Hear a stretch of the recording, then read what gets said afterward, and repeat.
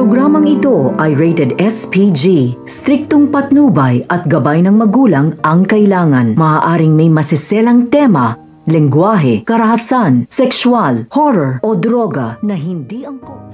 Napatunayan na nga ng tuluyan nga nito ni Lynette na ito nga si Doc Benitez ang pumaslang dito nga kay Irene. Kaya naman ang malaman naman nga ito ni Doc Benitez ay hindi naman na siya pinakawalan nga nito nang tatakas na nga itong si Lynette. At ngayon nga ay nasa mga kamay pa rin nga at malamang nga ay nasa kapahamakan nga ito nga si Lynette. Sa kabilang banda naman nga hindi naman titigil ito nga si Annalyn na malaman kung sino nga ito nga bangkay na natagpuan nga sa may ilog. Kaya naman pinuntahan nga nila ito, nila Chang Susan at Josa dito nga sa punerarya.